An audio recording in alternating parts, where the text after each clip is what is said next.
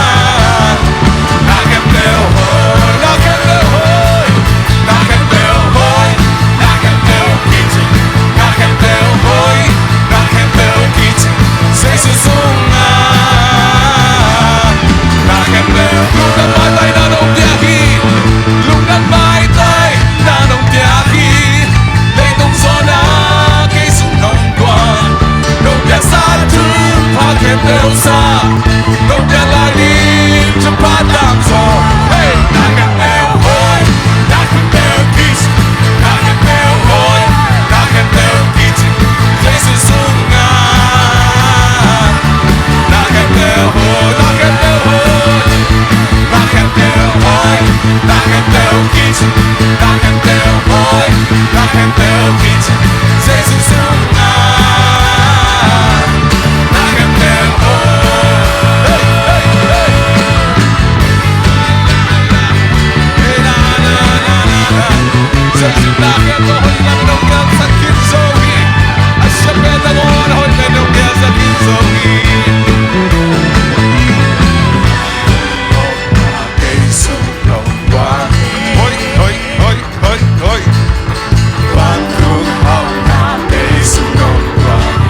Amen, hallelujah. Amen, hallelujah. Hallelujah, hallelujah.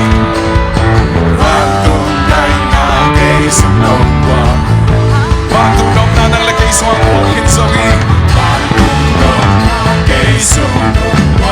Amen, hallelujah. Patuhaw na naglagay sa mga buhangin sa wing. Hallelujah, patunog na buhangin sa wing.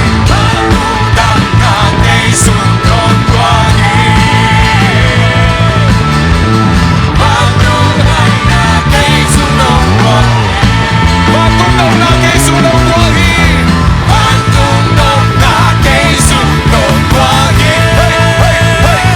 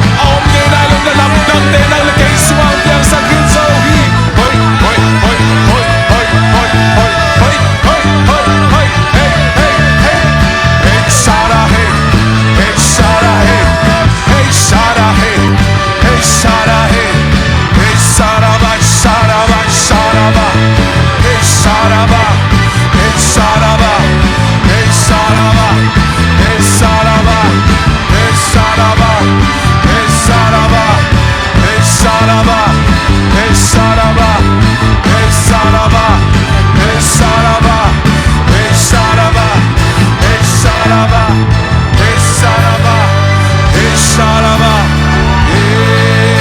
Abyang tayo natin, abyang tayo natin, abyang sakin zohi. Hallelujah. Imungay nalo na lamdang tayang musang dingi abyang masyanin. Amen. Hallelujah.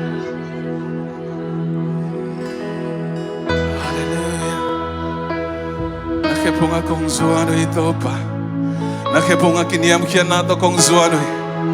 Nakepunga kiniyam kiyan nato kong zuano ito pa. Kaeta kenteke nang nong lakele nang nong lakele kazakzaka Kazakzaka kintel zoke nang nong hilkele nang nong hilkele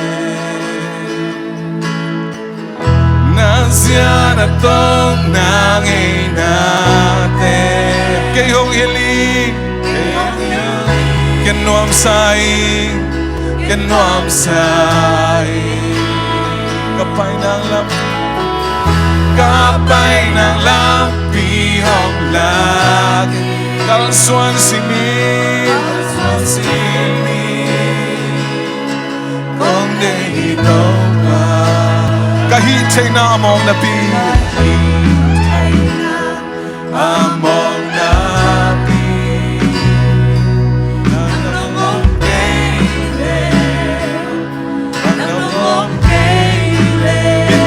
mulubangin. Dito ako mulubangin. Kung kisam deni, kung kisam deni. Nasya na tong nanging natin. Kihong yun, kinuam sa'yo.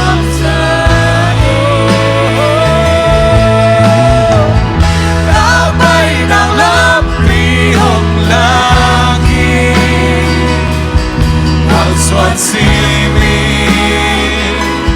Kung dito pa Kaedin ha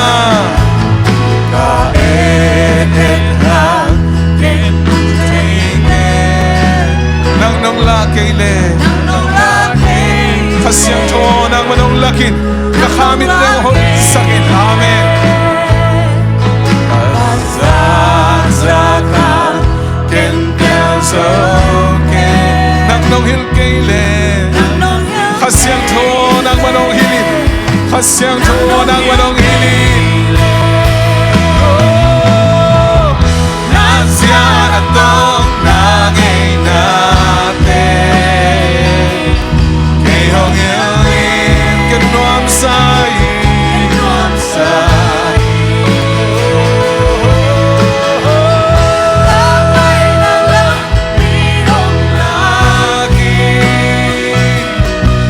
Suan simin Kung dito Kahintay na among napi Kahintay na among napi Nang noong kaile Kasyang to nang nakihil kaile among naing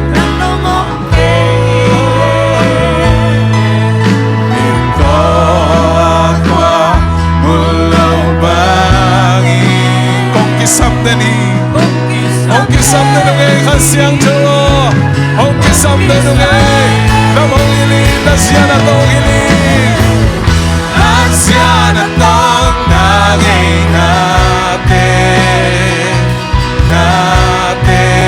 Ihong hiling Kanon sa'yo Kapay ng lampihong lagi Kung dito Kasyang to Kung ompi din Kasyang to Kung magay din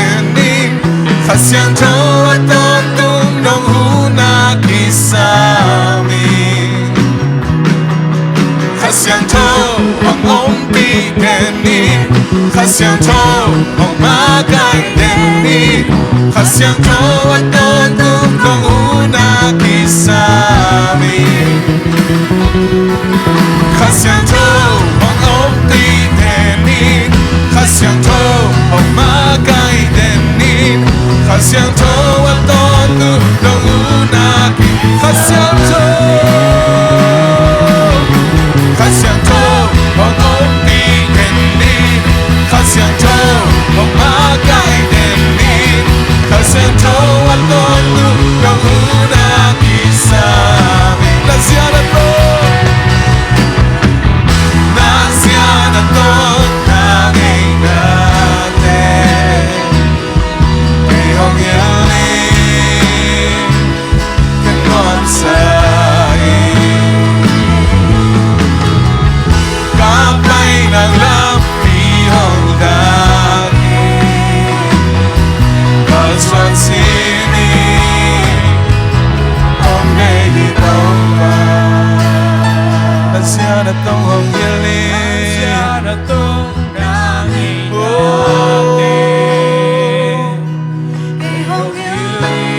sao e tàu pa hong chu hilin kapay ng lampi Kasiyanto ng malampi ng lagay na lamkyaw ning hiyo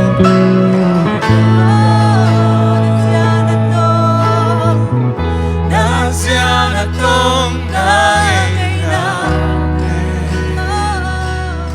Iyong hiling kanwansay Kapay ng lampihong langit Kalswan sining Ang nahitaw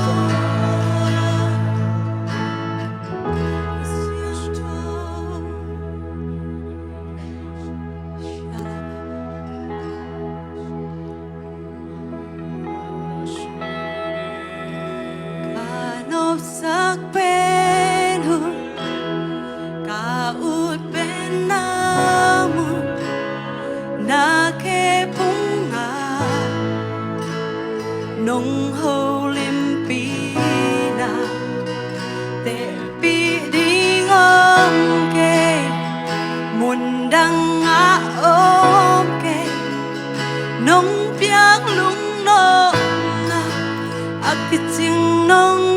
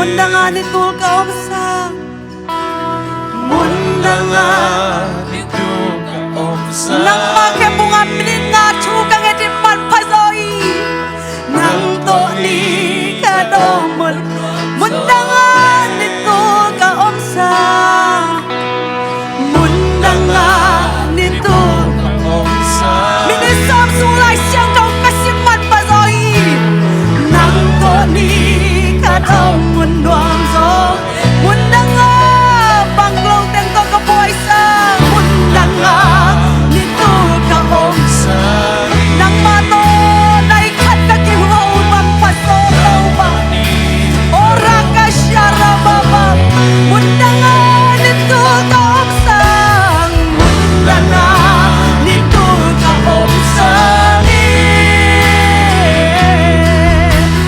Nang to ni ano mo tuwang soe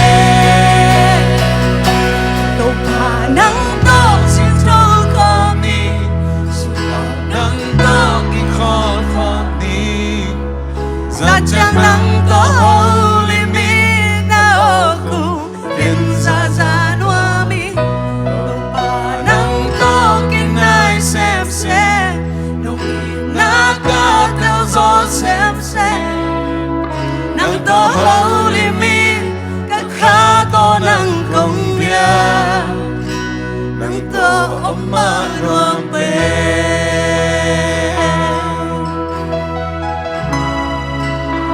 Nang to walang manuampe Nang mapanabiyag-biyag na manuampe Nabiyag bugsong manuampe Hallelujah